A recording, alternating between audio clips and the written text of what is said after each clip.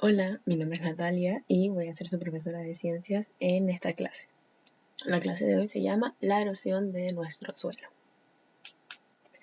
Recordar que para poder trabajar necesitamos estar en un espacio adecuado, ¿sí? Que tenga una buena ventilación, que usted pueda contar con su botellita con agua, ¿sí? Para estar constantemente oxigenando nuestro cerebro, para así mantener la concentración en lo que debemos mantener durante estos 45 minutos. También tener un cuaderno con apuntes para poder registrar toda la información que de repente sea nueva o que necesite como recordar. Idealmente usar lápices de colores para que estos apuntes sean interesantes y llamativos al momento de estudiarlos, de leerlos, etc. Trabajar en un espacio ordenado, limpio, un escritorio, de repente si no tiene escritorio, el comedor, siempre y cuando el comedor sea un espacio donde no haya mayores distracciones, ¿sí? No trabajar con la televisión encendida si es que hay televisión, si hay niños jugando, tratar de buscar un horario donde los niños no estén jugando, eh, que sea un espacio agradable, ¿sí? Agradable y sin distracciones, eso es fundamental. Entonces, teniendo el lugar listo de trabajo, vamos a comenzar. El objetivo de la clase de hoy es poder investigar las propiedades del suelo y las consecuencias que tiene la erosión en la superficie de nuestro planeta. Recordar que la clase anterior hablamos sobre las capas de la Tierra, ¿sí? Teníamos la litosfera, que era principalmente la capa sólida de nuestro planeta, ¿sí? El suelo que pisamos y todo lo que conlleva hacia su interior. Teníamos la hidrosfera, que estaba compuesta por principalmente agua, el mar, el océano, lagos, ríos, etc. Y teníamos la atmósfera, que se subdividía en 5 capas. La atmósfera, todo el aire que estaba por sobre el suelo o por sobre la hidrosfera. Dentro de eso también hablamos sobre las consecuencias que tienen algunos efectos del ser humano en la Tierra, ¿sí? Voy a resumir todo en un concepto que es la eutrofización, que es cuando hay un aumento de nutrientes en las aguas, por ejemplo, y este aumento de nutrientes genera un cambio en el pH del agua y como consecuencia genera la extinción de la vida vegetal o la vida vegetal por la cual atraviesa el agua. Todo esto se produce por la construcción de reservas, la sobreexplotación de estos recursos hídricos, por el uso de pesticidas, fundamentalmente eso, como recordatorio. ¿Por qué es importante conocer esto? Porque luego lo vamos a conversar en formas como de cuidar nuestro planeta, el agua, tomar conciencia, fundamentalmente eso, ¿sí? Y que eso también se relaciona con lo que vamos a ver en esta clase, ¿sí? Si el objetivo dice que vamos a hablar sobre las consecuencias de la erosión, ¿qué es la erosión? Y por qué esto se relaciona con el suelo, ¿sí? Con lo que nos sostiene. ¿Qué se les ocurre? Sí, cuando hablamos de erosión hablamos como de algo que cambia más o menos el suelo, pero en concreto, ¿qué es? Vamos a verlo ahora. ¿Están listos? Vamos a comenzar. El menú de la clase. ¿Qué vamos a ver en esta clase? Vamos a ver las características del suelo, ¿sí? ¿Cómo es el suelo que pisamos? ¿En qué consiste? ¿Sí? ¿Cuántos tipos de suelo hay? ¿Hay solo uno? ¿Hay más de uno? ¿Cómo son? Vamos a ver también los mecanismos y los efectos de la erosión. ¿Por qué, el suelo se erosiona? ¿Qué es la erosión? ¿Hay un tipo de erosión? ¿Hay varios tipos de erosión? Lo vamos a aprender en esta clase. Y la influencia de los distintos factores que erosionan el suelo, ¿sí? Con la superficie aquí. ¿Qué cambios genera en nuestra superficie? ¿Serán cambios positivos? ¿Serán cambios negativos? ¿Cómo son esos cambios? Vamos a verlo. Así que atentos y atentas. Las características del suelo. Vamos a considerar que el suelo es toda la superficie terrestre, ¿sí? La capa más externa de la litosfera que pisamos, que nos sostiene, que podemos conocer, que podemos ver, que podemos tocar, que podemos estudiar, que podemos examinar, etc.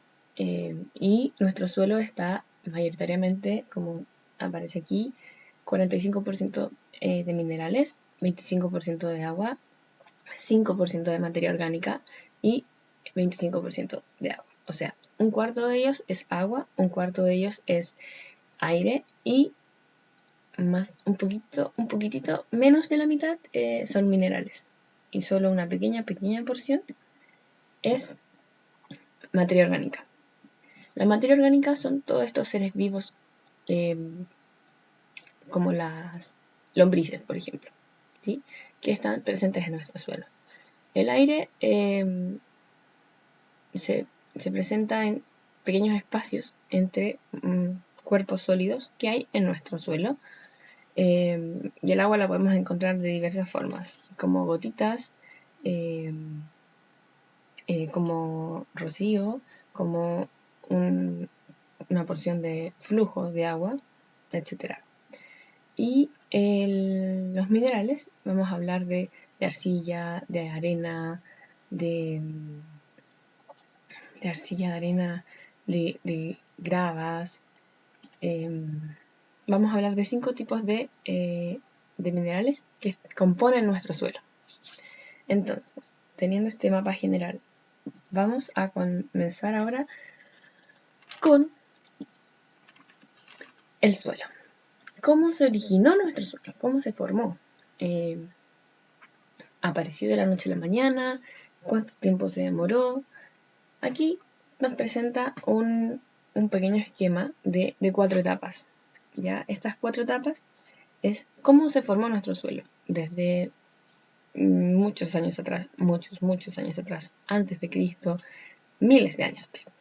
Entonces, lo primero que ocurrió o que debe ocurrir para que se forme un suelo fértil es que se produzca una meteorización, ¿sí? Que es lo que voy a explicar acá. Este concepto de meteorización tendrá relación con un meteoro.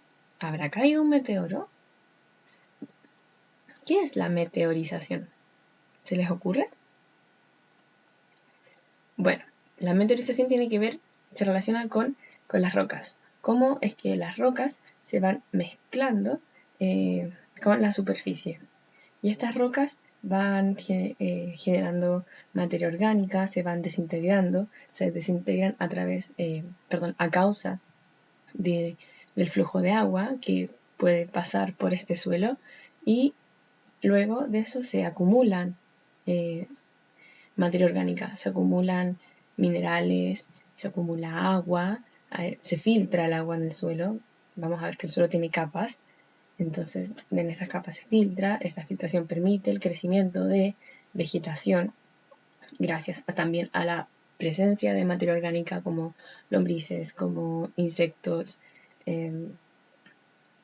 etc. Vamos a hablar como de la materia orgánica como pequeños organismos de vida.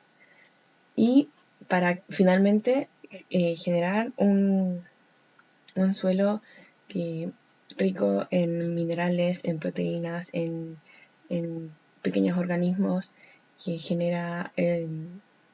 que favorecen, a la humedad de ese suelo. Entonces, así es como se forma nuestro suelo. Es un proceso largo y extenso, ¿sí? Requiere varios años. Hoy día con la modernidad que tenemos es mucho más fácil generar la fertilidad de un suelo, sobre todo con los llamados fertilizantes, pesticidas, etc. Pero esto de alguna forma altera nuestro suelo, ¿sí? Altera la presencia de vida, ¿sí? O la no favorece tanto el desarrollo natural del suelo, sino que está intervenido la mayoritariamente como extensiones de suelo que se trabajan en las zonas agrícolas, no en todo el planeta, sino que solamente en territorios donde se trabaja un poco con la tierra. Entonces, para poder entender el tema de nuestro suelo, hay que fijarnos que lo van a clasificar por horizontes, ¿sí? Por ejemplo, si yo hago un corte transversal de nuestro suelo, vamos a ver que la primera capa, la que podemos tocar, la que podemos observar, es una capa superficial. Es de un color café oscuro y presenta una gran cantidad de materia orgánica, humus, insectos, lombrices, que favorecen en la absorción de agua y en la conservación de un espacio húmedo, ¿sí? De un suelo húmedo. Luego del horizonte O tenemos el horizonte A. El horizonte A tiene una gran también porción de materia orgánica formado por humus principalmente. Los humus son las lombrices. También presenta rocas y aquí es donde se conservan y se afirman las raíces de los árboles, de los arbustos, principalmente de árboles con gran cantidad de años. Y también en este horizonte A, habitan lombrices, insectos, bacterias, etc. De ahí hacia arriba, horizonte A y horizonte O son los que conservan las lombrices, las bacterias, los insectos y eso. Tenemos horizonte O, horizonte A. Luego tenemos el horizonte B. El horizonte B es donde se presenta una gran acumulación de minerales como arcilla, arena, dióxido de hierro, por lo tanto es infiltrable, es decir, en este horizonte, en esta parte del suelo ya no hay un filtro de agua, ¿sí? Es infiltrable, es decir, no pasa el agua, no se filtra, no se absorbe, solo se presentan materiales rígidos. Horizonte O, horizonte A, horizonte B. Luego viene el horizonte C, que presenta principalmente rocas fragmentadas, ¿sí? No es nada más que eso, trozos de roca fragmentadas o que han sido alteradas debido a, por ejemplo, movimiento de las placas tectónicas o cómo se ha ido modificando el horizonte anterior, ¿sí? El horizonte B. Y finalmente la capa más interior de nuestro suelo que es la última capa, está principalmente hecha por roca madre o rocas completas. Las rocas madre van a ser aquellas que no han sido alteradas ni por la naturaleza ni por el ser humano. Entonces, hablamos de la composición que tiene nuestro suelo.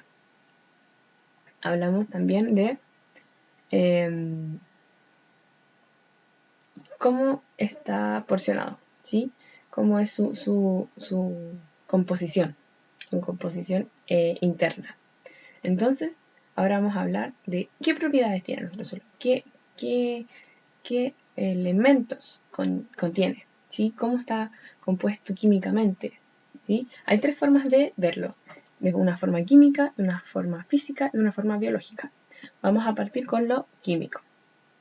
Los cambios químicos se relacionan a la composición, como de células, de átomos, de elementos que componen nuestro suelo. Son tres. Hay tres formas. Está la capacidad de intercambio, que es como nuestro suelo puede absorber nutrientes, retenerlos, utilizarlos y a partir de eso entregar otros nutrientes, ¿sí? Luego tenemos el pH. El pH es identificar si nuestro suelo es más ácido o es más alcalino. Cuando hablamos de alcalino, hay dos tipos de pH. El pH ácido y el pH base, ¿sí? El base es lo contrario a lo que es ácido, ¿sí? No tiene relación con el neutro, sino que con la, por ejemplo, cantidad de hidrógeno que tiene nuestro suelo. Mientras más ácido sea, más hidrógeno tiene nuestro suelo, por lo tanto es menos favorable para el cultivo. Voy a presentar al tiro un ejemplo de esto. Y luego tenemos la salinidad, que es la cantidad de sal que puede contener nuestro suelo. Y cómo esto puede alterar o no a la vegetación presente. Aquí tenemos un ejemplo del pH. Nuestro suelo, vamos a hablar del pasto, que es una maleza perenne, una de las más fáciles o sencillas, no fáciles, pero sí sencillas como de cultivar. El pasto tiene, está presentado aquí en esta gama de pH. Partimos con lo que es muy ácido, que cuando se toma el pH de una planta, si es muy ácido va a estar entre un rango de 1, de 1 a 3, de 1 a 5 máximo. Es decir, que tiene una alta concentración de hidrógeno, el suelo, ¿sí? La tierra. La tierra que está ahí tiene una alta concentración de hidrógeno. Luego está el pH ácido, que va entre 5 y 6. ¿Sí? Se sigue conservando la alta cantidad de hidrógeno. Luego tenemos el pH que va entre 6.2 y 7, que es como el pH ideal. Hay un equilibrio entre la conservación de hidrógeno y la conservación de los elementos base. Después tenemos, ya nos vamos un poquito más hacia acá, un pH alcalino que va entre 7,1 y 8,5. Y ahí estamos hablando de materiales base. Y ya cuando el pasto es muy alcalino, quiere decir que ya no hay nada de hidrógeno y está en una posición base igual. Seguimos. Si tiene dudas, puede ir retrocediendo el video, o puede ir anotándolas abajo para responderlas en la siguiente clase. Lo ideal es que pueda ir entendiendo que hasta acá nuestro suelo está compuesto de aguas minerales, materia orgánica, que tiene características como horizontes, que se clasifican horizontes según su cercanía con la corteza, como interior-exterior, y que tiene compuestos físicos, químicos y biológicos. En los químicos encontramos el pH, en las cantidades de sal, y como aparece acá, su capacidad de intercambiar nutrientes. ¿Sí? Ahora vamos a ver las propiedades físicas. Son 4 propiedades físicas. La estructura, ¿cómo está estructurada? Si hay mayor cantidad de arcilla, de limo, de arena, son grandes, porciones son pequeñas, están juntas, están separadas, hay una hay una capacidad de permeabilidad, es decir, que puede como el agua no entra, no se absorbe, sino que resfala, como cuando nos ponemos una parca o un paraguas, los elementos o la composición de la ropa o del paraguas son permeables, es decir, que el agua escurre, ¿sí? no entra. Luego tenemos la porosidad, que son principalmente los huecos que tiene nuestro suelo, o si tiene, por ejemplo, grandes espacios, se le denomina acuíferos. ¿Sí? Hay un acuífero muy grande en Latinoamérica que se comparte entre Argentina, Brasil, Uruguay, por ejemplo. Es un tipo de entrada de aire grande, extenso, y que puede conservar el agua. Luego vemos la disponibilidad de agua. ¿Qué tanta capacidad de agua dulce se puede extraer de este suelo y de las capas interiores que hay en él? Y finalmente el color. El color es lo más fácil de identificar porque es lo primero que se observa. según el color, es que yo lo voy a relacionar con la luz que le llega del sol, con la temperatura que presenta la zona o el territorio, la facilidad de generar vegetación o no en ese territorio, si hay o no nutrientes necesarios como para que pueda existir el humus. Todas esas cosas son las que se va viendo en el color del suelo. Igual aquí en la tabla está como bien explicado en qué consisten las propiedades físicas del suelo. Las propiedades físicas son las más fáciles de identificar porque son sensibles a la vista, al olfato, al tacto, a la observación principalmente y lo que puedo interpretar con mis sentidos. Y luego tenemos A. Aquí se presenta un ejemplo de porosidad. Una buena condición es la que se presenta más hacia la izquierda de la presentación. Tiene una porosidad más o menos como de número 2. Es pulverizable, es decir, se puede como degradar fácilmente.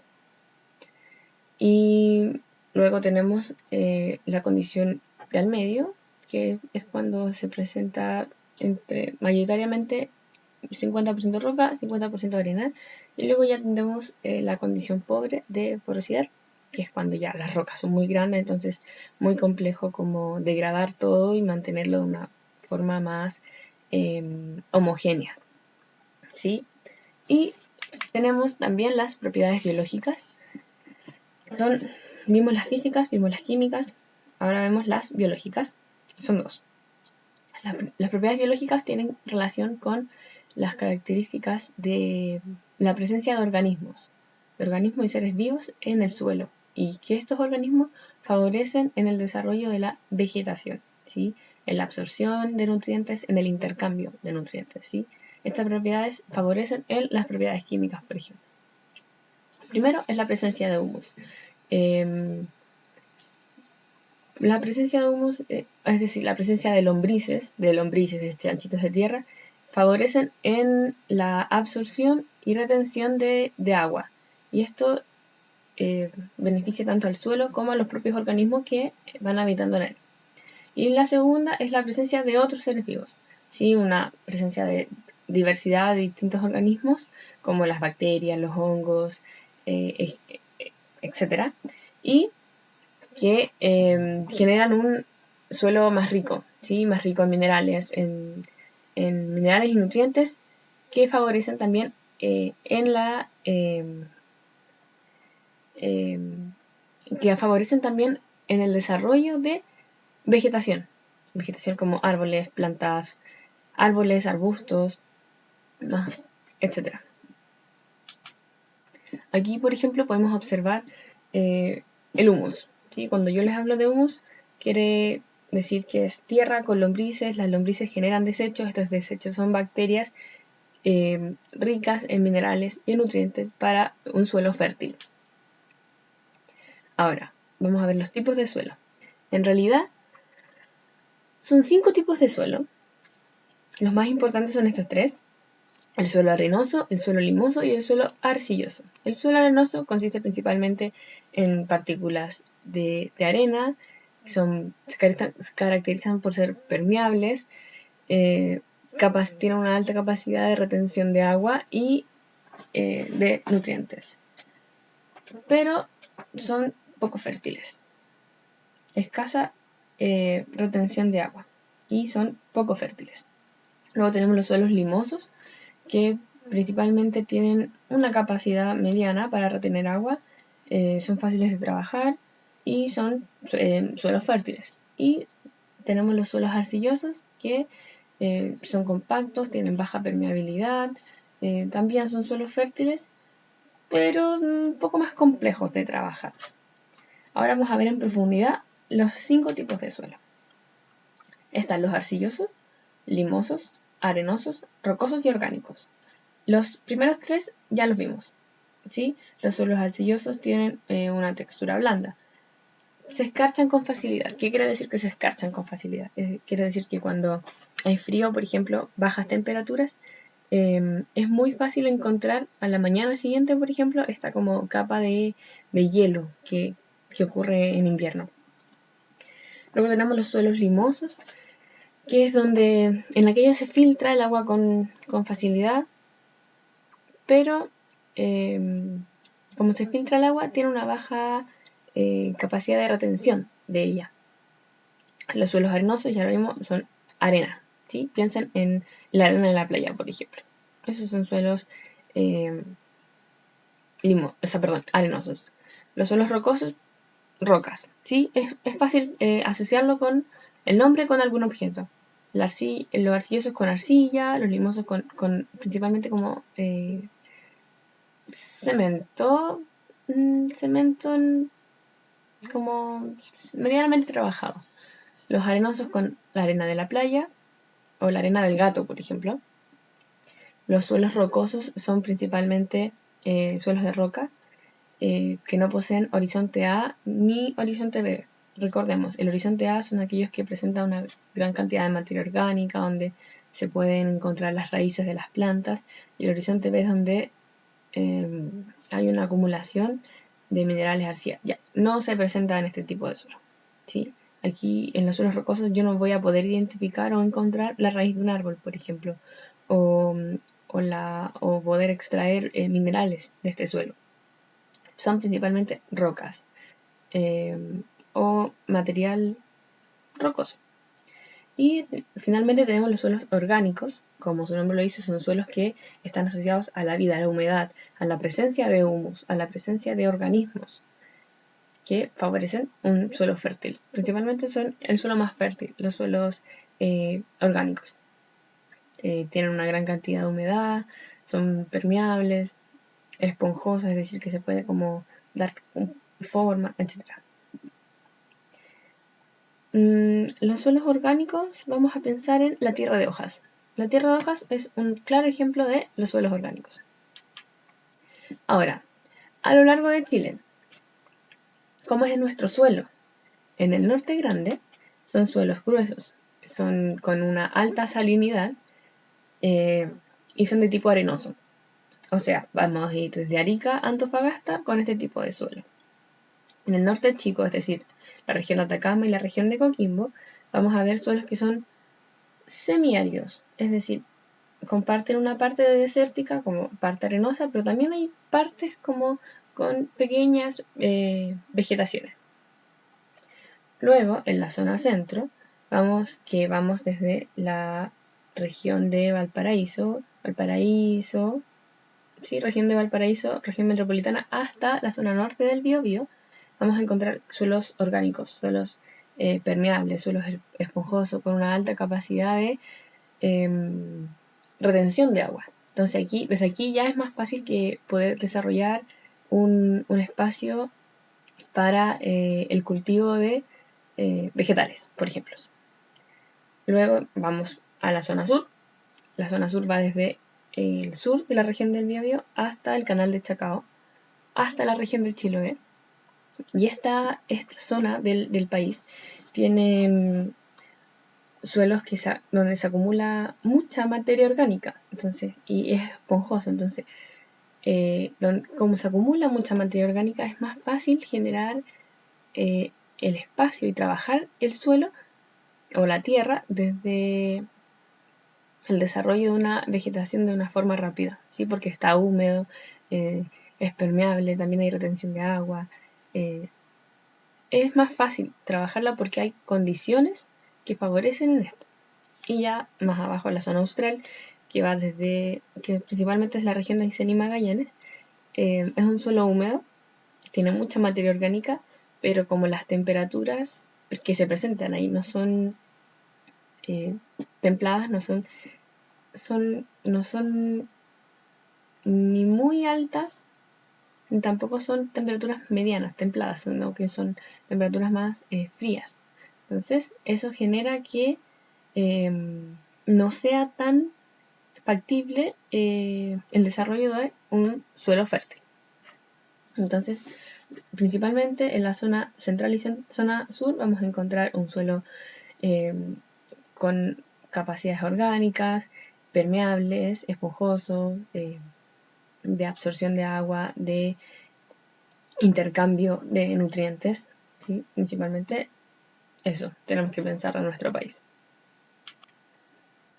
Ya, ahora, vimos cómo es la composición del suelo, cómo se compone nuestro suelo. Ahora vamos a ver la erosión, es decir, la variación que tiene nuestro suelo, o el desgaste. Perdón. O el desgaste. La erosión principalmente es el desgaste que tiene nuestro suelo por factores externos. Y esta erosión implica el transporte y el depósito de algún tipo de material. Hay dos tipos de erosión, la erosión natural y la erosión antrópica.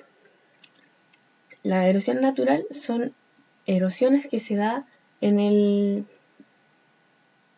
suelo, en el planeta, en la corteza terrestre, a causa de efectos naturales, por lluvias, por aire, por glaciares, etc. Y la erosión antrópica son variaciones en el suelo a causa de la acción humana. Entonces, aquí tenemos tres. Erosión fluvial, erosión eólica y erosión glacial. La erosión fluvial tiene que ver con la variación del suelo a través de los ríos, la superficie terrestre, cómo estos arrastran de repente elementos del suelo hacia, por ejemplo, el mar o quedan depositados en territorios específicos, ¿sí? Luego tenemos la erosión eólica, es decir, la variación del suelo por medio del aire o por medio del viento. Y un ejemplo muy concreto de esto es el Cerro Dragón, que se encuentra en Iquique. Entre la parte de Iquique y la subida a Alto Hospicio hay un pequeño cerro de arena. Este cerro de arena tiene como un borde, ¿sí? Se dice que es como la columna de un dragón y por eso es que este cerro se llama Cerro del Dragón.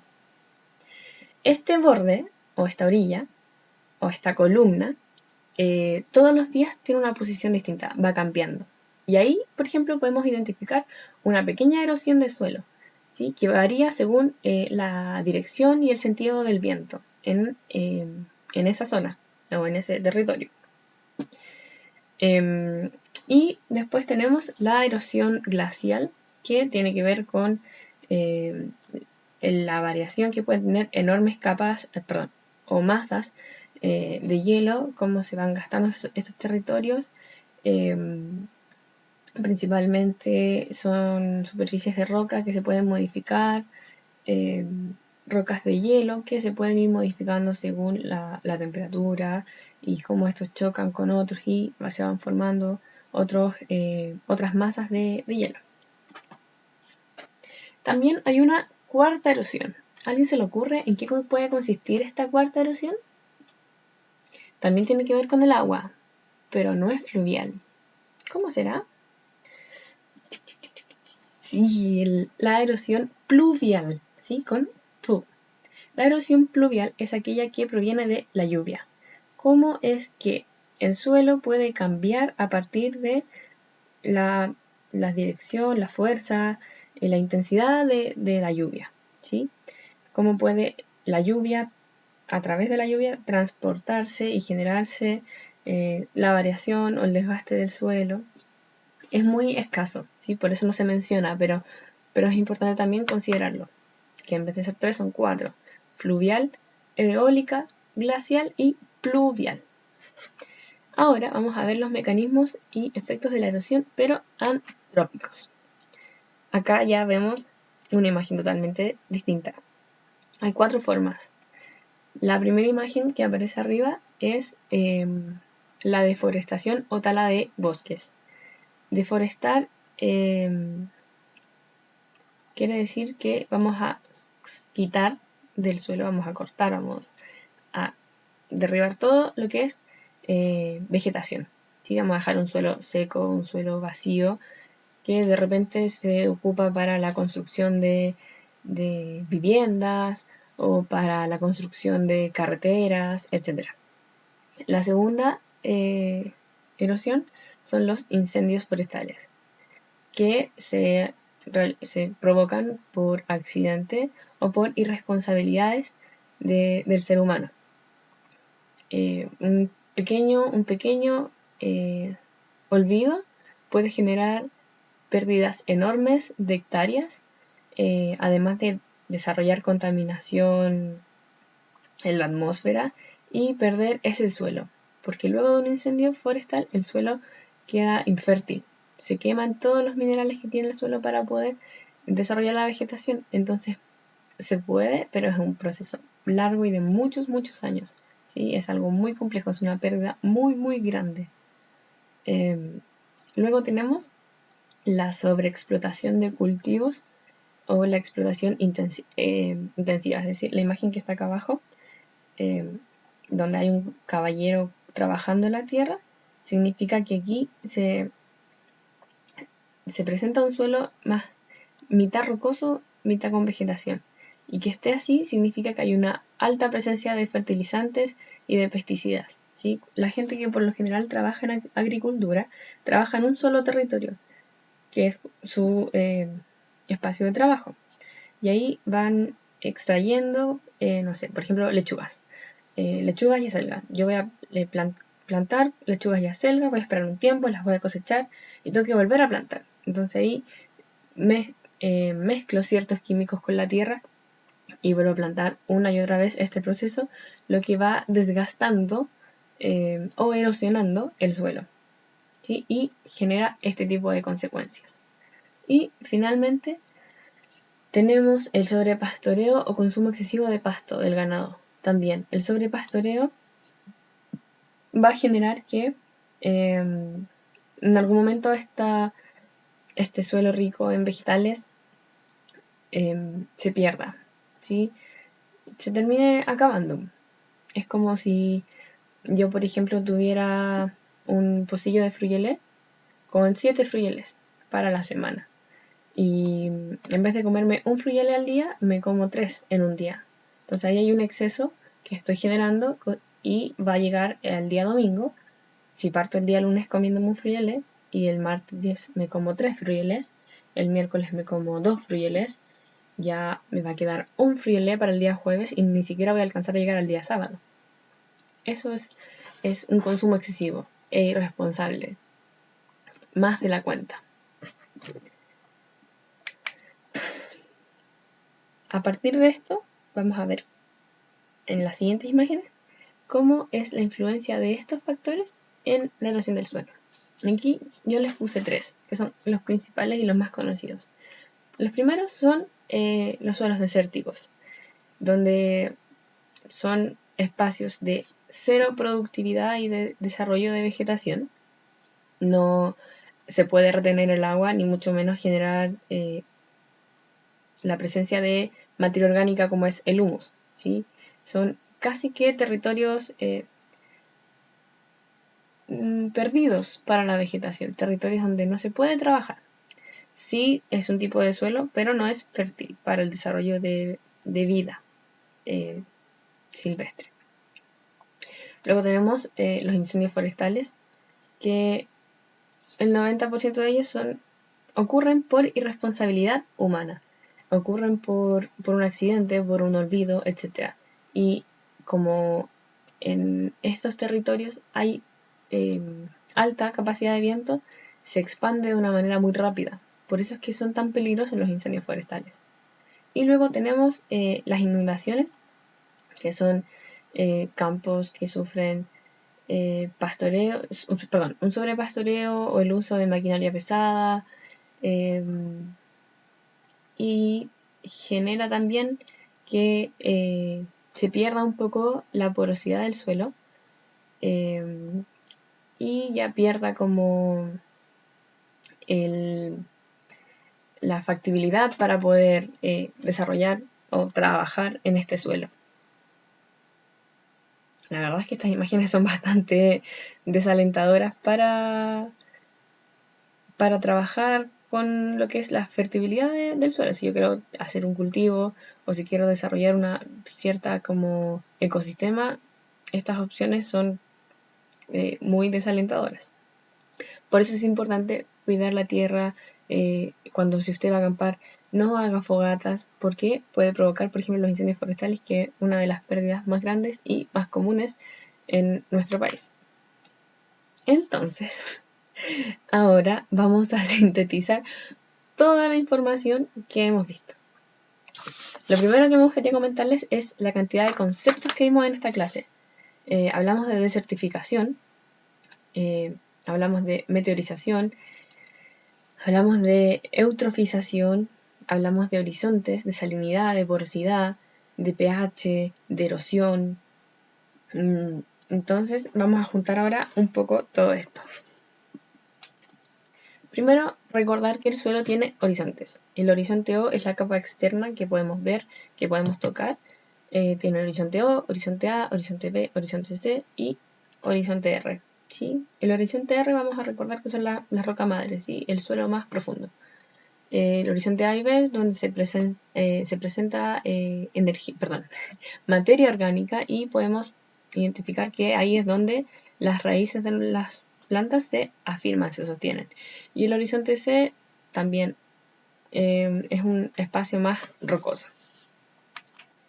Y ahora les quiero dejar este mapa conceptual. Por lo general, los mapas conceptuales los voy a entregar hechos, pero dada la información de nuestra clase, me gustaría que lo vayamos completando juntos. Entonces, lo principal de la clase era la erosión del suelo. Hay dos tipos de erosión, una natural y la otra era...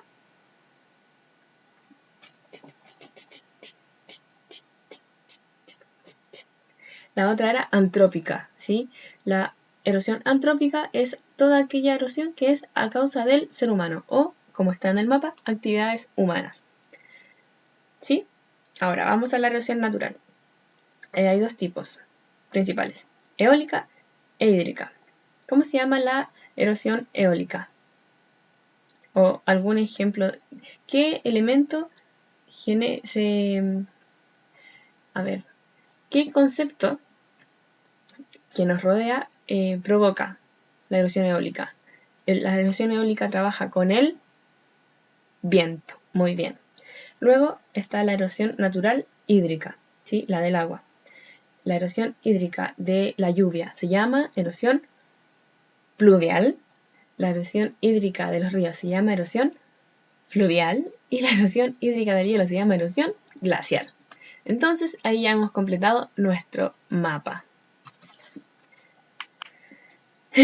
Hemos terminado con la clase. La primera clase hablamos sobre las capas de la Tierra y la relación que tiene con la flora y fauna. La clase de hoy trabajamos sobre la erosión del suelo, el tipo de suelo, cómo se compone, etc. La próxima clase vamos a hablar sobre la fotosíntesis y sus componentes. Ahora me gustaría que para la próxima clase pensaran qué relación hay entre la erosión del suelo y la fotosíntesis. ¿Hay algún elemento común? ¿Por qué vamos a hablar de fotosíntesis cuando estamos hablando de suelo y de las capas de la Tierra?